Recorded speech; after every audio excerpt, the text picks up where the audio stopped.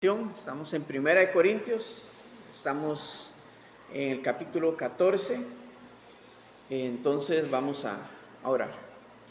Padre, te damos gracias en esta mañana por tu amor, por tu gracia, que siempre nos abraza. Gracias por tu misericordia, mi Señor, y ponemos delante de ti nuestros corazones, nuestros pensamientos, nuestro entendimiento. Todo lo sometemos delante de ti para que sea tu Espíritu Santo guiándonos a toda verdad, guiándonos a tu verdad y guiándonos a través de la instrucción que nos da la palabra de Dios para que podamos crecer, podamos ser equipados, ser instruidos en tu verdad, en tu palabra, Señor. Y por favor que tu Espíritu sea el que abunde en nuestro corazón, en nuestros pensamientos, Señor. Y ayúdanos a enfocarnos en el mensaje, Señor, que tú tienes para nuestra vida en esta mañana, a través de tu palabra. Te damos toda la honra y la gloria, en el nombre de Cristo Jesús oramos. Amén. Y amén. Muy bien, estamos en Primera de Corintios, en donde Pablo está desarrollando un tema en donde habla acerca de los dones espirituales y abarca el capítulo 12, 13 y 14.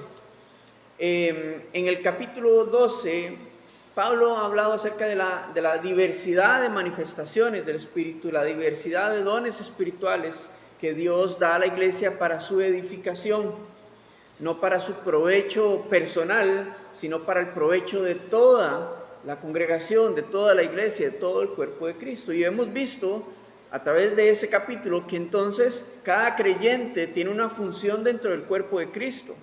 Ahora, el que el creyente no esté ejecutando la función que le ha sido encomendada, eso es otra cosa. Pero el Señor ha dado dones a la iglesia. Cada creyente, cada persona que ha entregado su vida a Cristo, ha recibido al Espíritu Santo.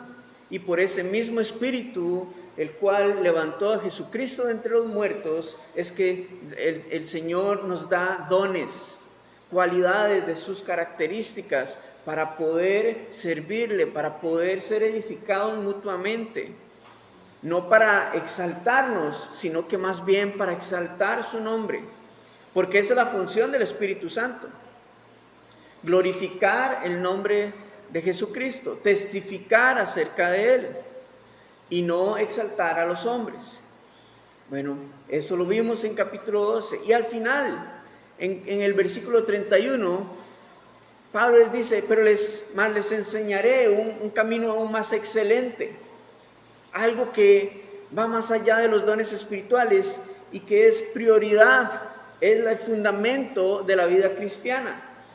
Y es cuando inicia hablándonos en capítulo 13 acerca del amor, pero no del amor fileo, o sea, el amor de compañerismo, de amistad fraternal, sino que nos habla acerca del amor ágape, el amor más alto y sacrificial, y es el amor de Dios, o más bien es Dios, porque en Primera de Juan nos habla acerca de que Dios es amor, es su identidad. Entonces, al principio, en los primeros versículos del capítulo 13, Pablo nos dice: puedo tener lenguas angelicales, hablar profecía y los diferentes dones, pero si no tengo amor, nada es. Es una obra vacía. Por lo tanto, podemos comprender que entonces nuestra identidad no está en los dones. O sea, los dones no nos dan identidad, ni los títulos. Es que el evangelista, es que el pastor. Eso es una función nada más, pero no es mi identidad. Lo que nos da identidad es el amor de Dios. ¿Por qué? ¿Qué le dijo Jesús a sus discípulos? Y en esto conocerán que son mis discípulos, por el amor que tengáis unos con otros. O sea, que el amor es lo que verdaderamente nos va a identificar entre nosotros y delante de los demás. La iglesia de los Hechos, ¿por qué ganaba favor y admiración entre el pueblo? Por el amor que tenían unos con otros, no por la prédica de aquel, no por la enseñanza, la obra de milagros. Hoy háblenle No, sino por el amor que tenían unos con otros. Porque el amor de Dios en la vida del creyente es lo que verdaderamente nos dice en dónde está espiritualmente. Podemos tener dones, pero si no hay amor, de nada sirve.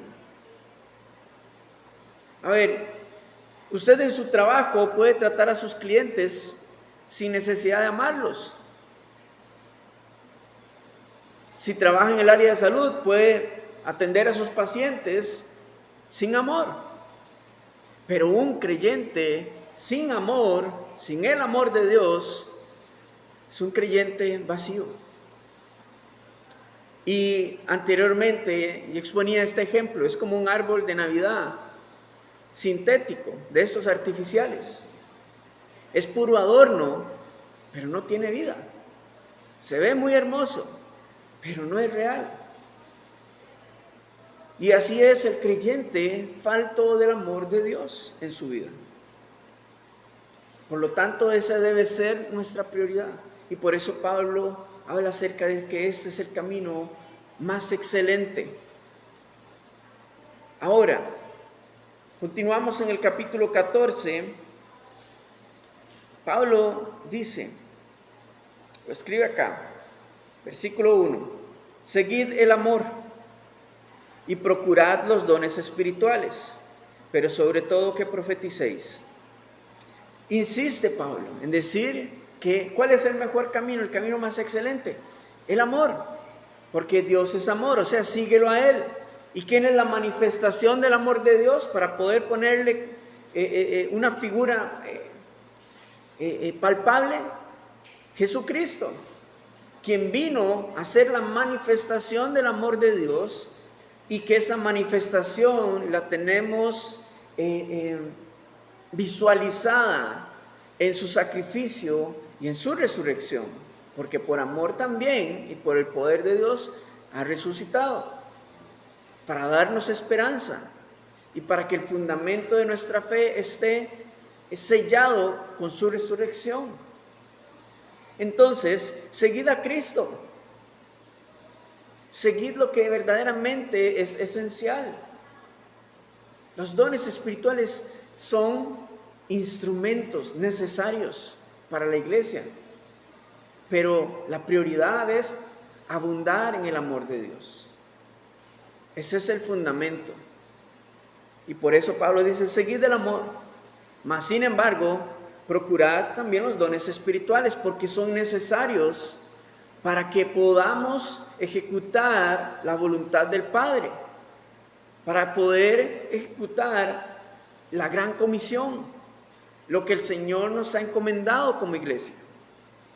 Ahora, sigue diciendo, pero sobre todo que profeticéis. Y Pablo, cuando habla de profecía acá, no está hablando del aspecto que se usaba en el Antiguo Testamento acerca de la profecía de revelación de Dios, tampoco de una nueva revelación, ni de eventos futuros para la iglesia, para Israel, ni para la humanidad. No está hablando de ese aspecto de la profecía, la cual principalmente vemos en el Antiguo Testamento y en el Nuevo Testamento, lo vemos a través de Jesucristo y en el libro de Apocalipsis.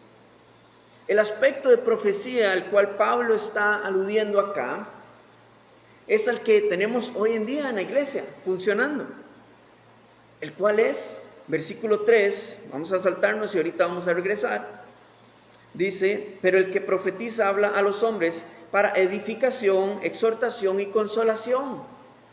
Y ahorita vamos a ver algunos ejemplos en donde podemos fundamentar sobre e ilustrar mejor cuál es el ejercicio de la profecía. El aspecto que Pablo, el cual está haciendo referencia acá, es la palabra que viene de Dios por medio de una persona, de un creyente, para animar a otros, para exhortarle, para consolarle, pero también para edificarle. No para decirle, oh, es que más adelante usted va a pasar por esto y Dios va, como si fuese una nueva revelación. Y está completamente incoherente o no está en línea a lo que la palabra de Dios nos habla respecto al vivir cristiano. Pero para ilustrarlo aún mejor, en Hechos capítulo 11 tenemos una situación en la iglesia. El profeta Agabo viene, se reúne con el liderazgo de la iglesia y les anuncia una hambruna que vendrá pronto para la región de Judea. Y entonces, ¿qué es lo que sucede? La iglesia responde a esta palabra de profecía. La iglesia responde, ¿de qué manera? Anunciando lo que va a suceder o lo que está sucediendo o lo que ya va encaminado a suceder a las otras iglesias, principalmente las iglesias gentiles, y comienzan a levantar una ofrenda para apoyar a la iglesia en Jerusalén. Entonces vemos cómo el aspecto de la profecía está siendo usada para exhortar, para animar, para instruir a la iglesia, para que la iglesia responda en obediencia a Dios, para poder responder a esta necesidad. Y son edificados, porque el Señor los involucra dentro de su obra.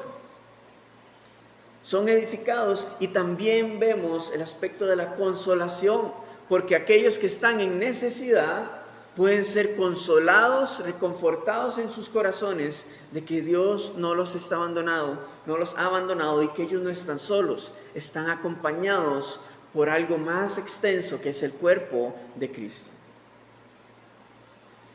Ahora, estas palabras de Agabo fue algo que iba a suceder casi que inmediato.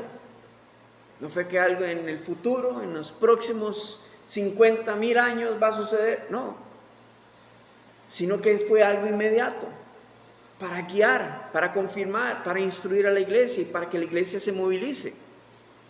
Luego, en el capítulo 13, tenemos a Bernabé, tenemos a Pablo, reunidos con el liderazgo también de la iglesia en Antioquía, dentro de los cuales habían maestros, dice que había profetas, y están ayunando y están orando, buscando dirección de Dios, y el Señor, el Espíritu, habla a través del don de profecía para anunciar de que separen a Pablo y Bernabé para el ministerio. Y luego de esto, ellos son enviados a las misiones. Entonces vemos nuevamente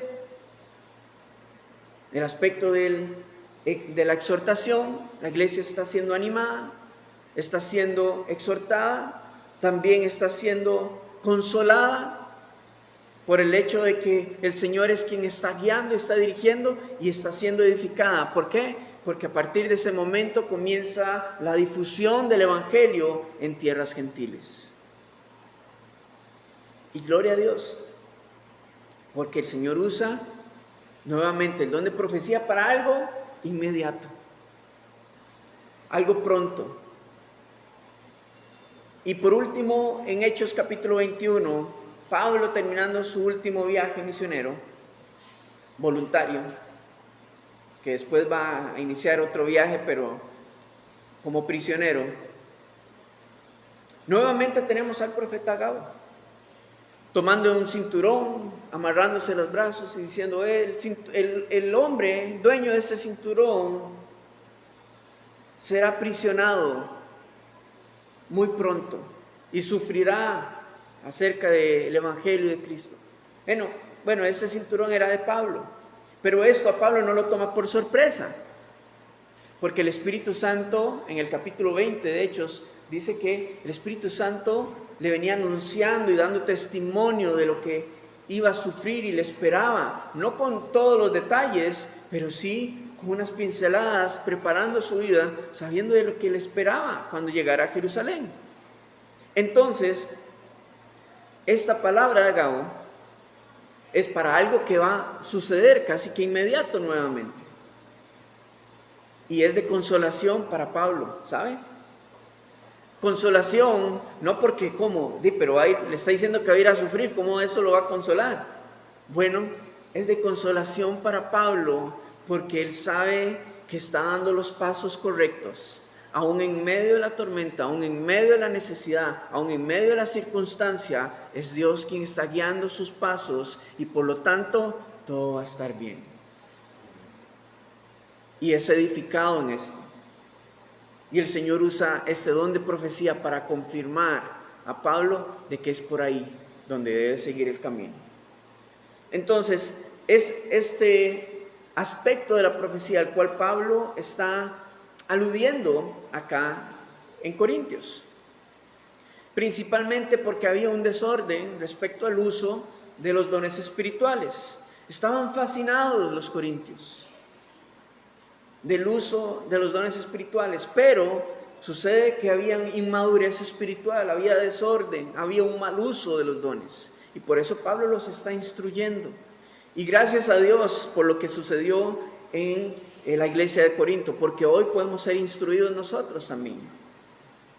Y a los que tienen miedo de los dones espirituales por algún secretismo o qué sé yo, misticismo, podemos aclarar nuestros ojos y ver que simplemente es la vida diaria de la vida de la iglesia, en la vida del creyente. Y para aquellos que más bien se van completamente al otro extremo y enfocarse solo en los dones, nos damos cuenta que la palabra de Dios nos habla de un balance, en donde tenemos que priorizar el amor en nuestra vida, tenemos que ser instruidos en la palabra de Dios, pero también darle espacio y procurar los dones espirituales.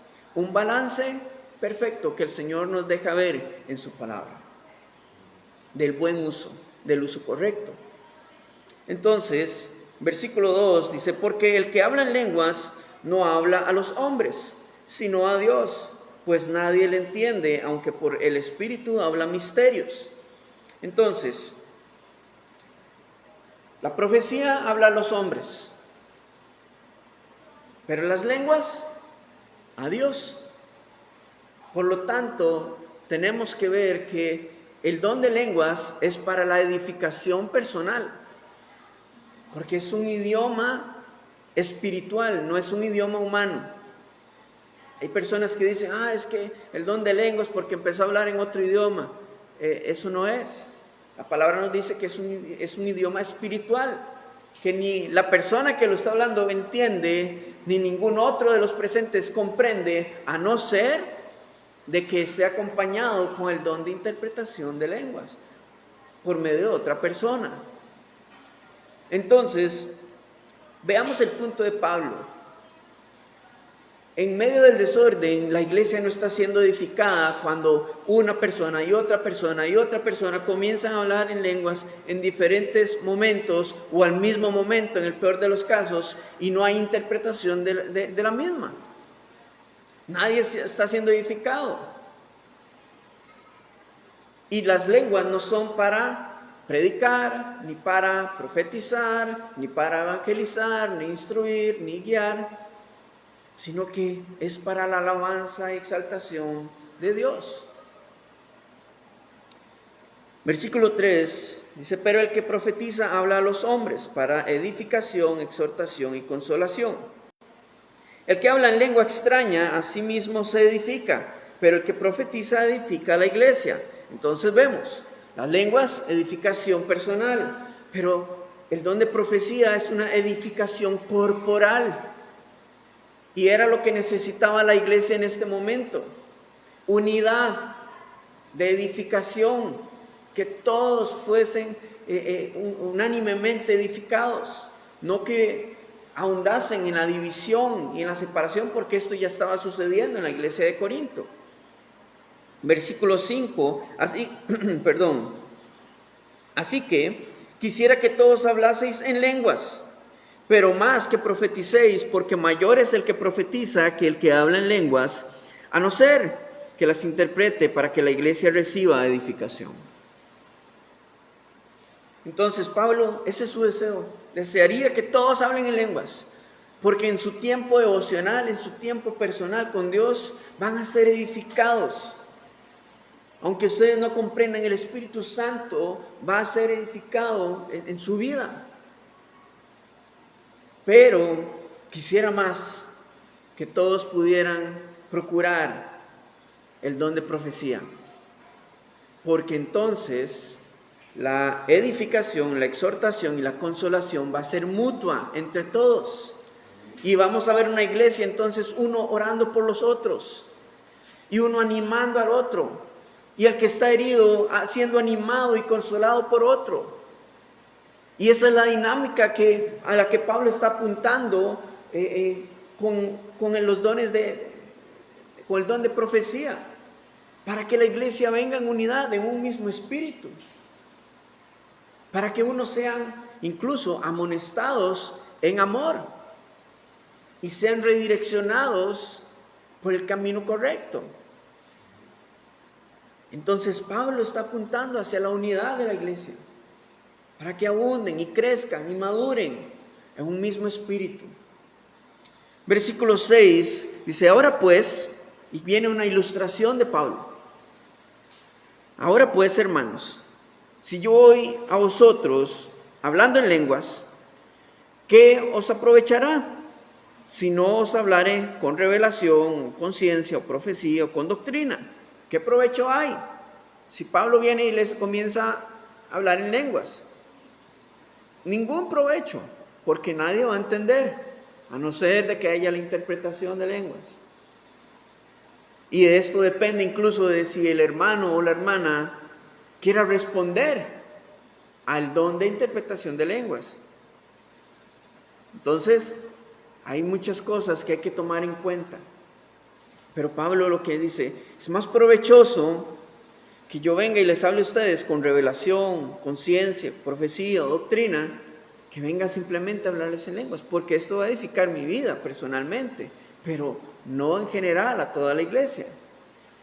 Ciertamente, versículo 7, las cosas inanimadas que producen sonidos como la flauta o la cítara, si no dieren distinción de voces, ¿cómo se sabrá lo que se toca con la flauta o con la cítara? Ahora toma ejemplo un instrumento.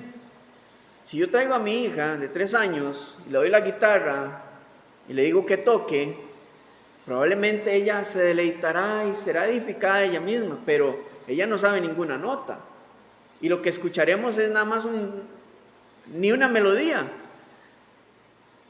Probablemente escucharemos un ruido, pero no sabemos a qué